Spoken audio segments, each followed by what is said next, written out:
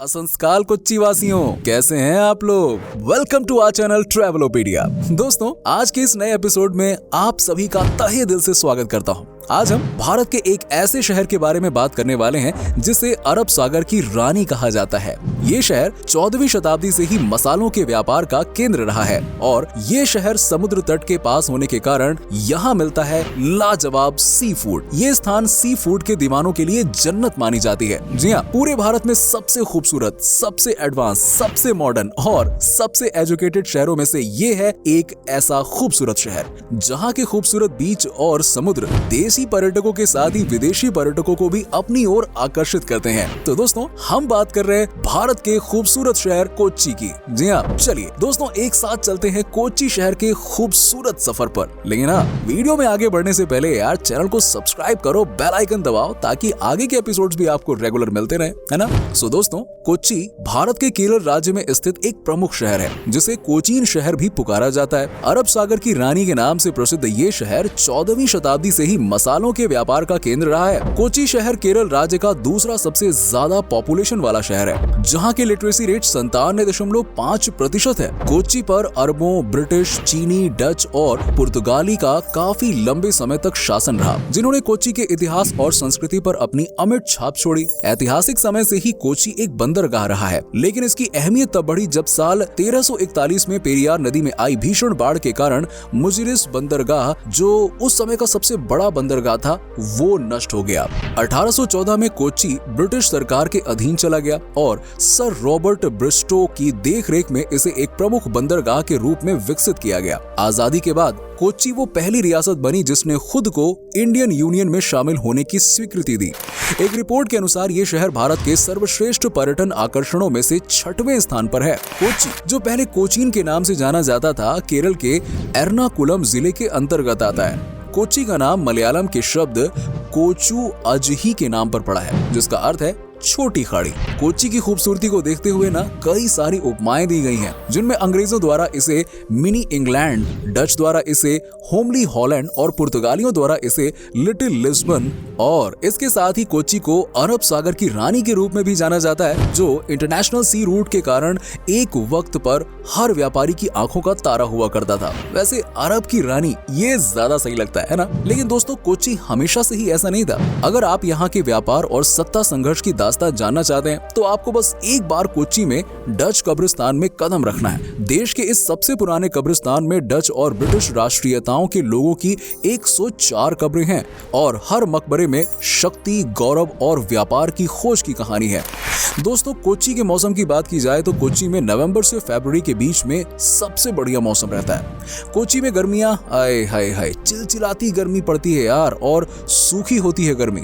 अगर आप गर्मी में इस शहर को घूमना चाहते हैं तो जरा एक बार सोचिएगा जरूर, क्योंकि आप यहाँ की गर्मी और ह्यूमिडिटी को सहन नहीं कर पाएंगे। यहाँ अप्रैल और मई के महीनों में गर्मी चरम पर होती है, लेकिन कोच्चि का मानसून बहुत ही पॉपुलर है, क्योंकि यहाँ जुलाई, अगस्त और सितंबर के महीनों में बहुत ही भारी बारिश होती है और यहाँ पर सालाना औसतन बारिश 125 दिन होती है। कोच्चि घूमने के लिए ना सबसे उपयुक्त समय अक्टूबर से मार्च का रखिए आप। जी हाँ, इस दौरान यहाँ का मौसम हल्का सा सर्द और सुहावना होता है और मजा आ जाएगा यार। दोस्तों, कोच्चि से कोई निराश नहीं होता, क्योंकि यहाँ पर्यटकों को आकर्षित करने के लिए बहुत कुछ है, जिसमें ऐतिहासिक स्थान है, धार्मिक गतिविधियों के केंद्र हैं, संग्रहालय है, बच्चों के पार्क हैं, शॉपिंग के लिए मॉल आदि बहुत कुछ है।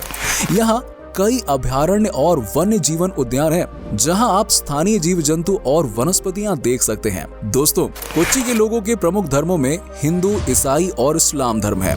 इसके अलावा बहुत कम संख्या में जैन, सिख, पारसी और बौद्ध धर्म के लोग भी मिल जाते हैं यहाँ पर। हालांकि कुल संख्या का 47% लोग हिंदू ही हैं, लेकिन फिर भी कोच्चि के 34% ईसाई लोग इसे भारत के सर्वाधिक ईसाई धर्म के लोगों वाला शहर बनाता है। कोच्चि में रहने वाले ज्यादातर निवासी मलयाली हैं, फिर भी अन्य जाति के लोग जैसे कि तमिल, गुजराती, एंग्लो इंडियन, सिख और कोंकणी लोग भी यहाँ पर रहते हैं। यहाँ स्कूल्स में प्राथमिक शिक्षा मलयाली भाषा में कराई जाती है। वैसे बहुत से स्कूल्स इंग्लिश मीडियम के भी हैं। हायर एजुकेशन यहाँ अंग्रेजी में होती है और बिजनेस के मामले में भी अंग्रेजी भाषा ही इस्तेमाल की जाती है। तमिल और हिंदी भी यहाँ समझी जाती है लेकिन उतनी बोली नहीं जाती है। कोच्चि के लोकल लोग मसालेदार खाने के साथ ही नारियल की चटनी खाना बहुत ही पसंद करते हैं। इसके अलावा यहाँ कई साउथ इंडियन डिशेस के लाजवाब स्वाद के साथ साथ चाइनीज और नॉर्थ इंडियन चाइनीज का स्वाद भी चखा जा सकता है। साथ ही आप यहाँ इटालियन, फ्रेंच और मैक्सिकन फूड भी खा सकते हैं। समुद्र के पास होने के कारण यहाँ सी फूड बड़े कगार पर मिलता है। यहाँ पर्यटक मछली, केकड़े जैसे सी फूड का आनंद ले सकते हैं, लेकिन इसका मतलब ये नहीं हुआ कि यहाँ पर शाकाहारियों के लिए कुछ नहीं है। शाकाहारियों के लिए यहाँ पर केले से बने कई व्यंजन मिलते हैं जो बेहद ही स्वादिष्ट होते हैं। साथ ही साथ यहाँ सबसे जो मजेदार चीज है वो है केरल पराठा। जी हाँ, केरल पराठा हो गया, थुडू डोसा हो गया, आए हाय हाय, बहुत ही स्वाद के साथ इन्हें खाया जा सकता है। अगर आप दोस्तों खरीदारी के शौकीन है ना, तो आप कोच्चि से बहुत कुछ खरीद सकते हैं, जिसमें खास तौर पर हस्तशिल्प, मसाले और बादाम शामिल हैं। कोच्चि में मसालों की बहुत ही पुरानी दुकानें हैं जहां से बड़े मजेदार मसाले खरीदे जा सकते हैं। इसके अलावा पर्यटक यहां स्थित MG रोड से कपड़े, हस्तशिल्प और लोकल ज्वेलरी भी खरीद सकते हैं। मलायट्टूर पेरुनल फेस्टिवल कोच्चि का सबसे प्रमुख त्योहार है, जो कि हर साल मार्च से अप्रैल के बीच में मनाया जाता है। ये ईस्टर के बाद आने वाले संडे को मनाया जाता है। इस उत्सव का आयोजन मलयातूर पर स्थित वर्ल्ड फेमस कैथोलिक चर्च में किया जाता है, जो कोच्चि शहर के पास ही स्थित है। इस दौरान दुनिया भर के श्रद्धालु यहां आते हैं और प्रार्थना करते हैं। इसके साथ ही कोच्चि में इंदिरा गांधी नौका दौड़ भी किसी उत्सव से कम नहीं है। ये उत्सव हर साल दिसंबर महीने के अंत में आयोजित किया जाता है।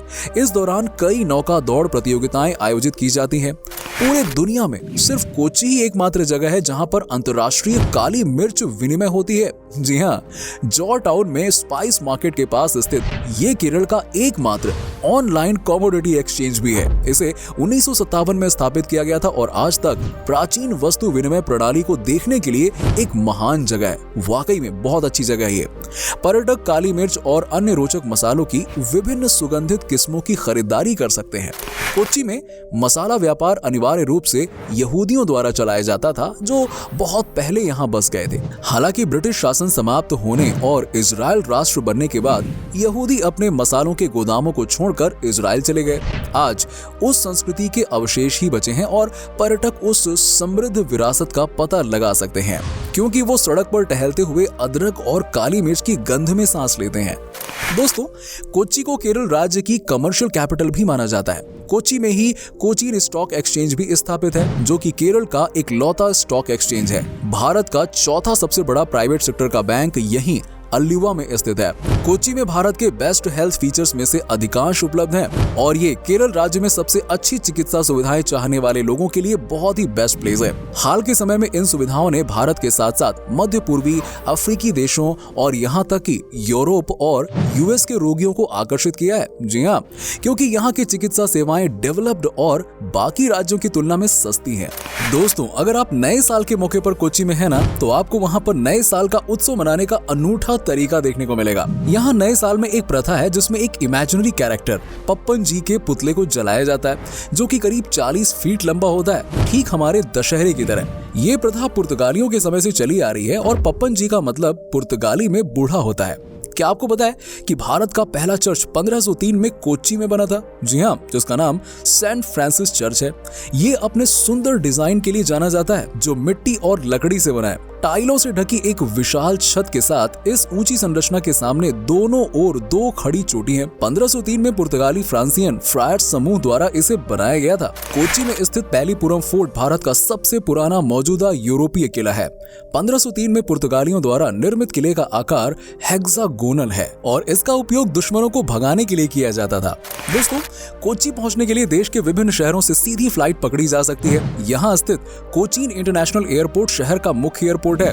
आपको ये जानकर बहुत हैरानी होगी कि कोच्चि एयरपोर्ट बिजली पर कोई खर्च नहीं करता है। जी हाँ, कोच्चि एयरपोर्ट पूरी तरह से ग्रीन एनर्जी पर डिपेंडेंट है। एयरपोर्ट अथॉरिटी ने करोड़ों का सोलर पैनल पूरे एयरपोर्ट में लगवाया हुआ है। इससे पहले एयरपोर्ट का साल में 15 करोड़ का बिजली बिल आता था, जो कि अब 0 है। यस, इसके इसके अलावा कोच्चि में 2 मुख्य रेलवे स्टेशन हैं, एर्नाकुलम जंक्शन और एर्नाकुलम टाउन। दोनों रेलवे स्टेशनों से कोच्चि को केरल के सभी बड़े और छोटे शहरों से जोड़ा जाता है। भारत के अन्य शहरों से भी दोनों रेलवे स्टेशनों के लिए ट्रेनें उपलब्ध हैं। दोस्तों, कोच्चि कीमती और कम दाम में गहने, प्राचीन वस्तुएं, कॉफी, चाय, मसाले, धातु के बर्तन और चीनी मिट्टी के उत्पादों के साथ साथ सोना खरीदने के लिए सबसे अच्छी जगहों में से एक है। इन सारी चीजों के लिए सबसे अच्छे स्टॉप में से एक है महात्मा गांधी रोड, जिसमें कई स्टोर हैं।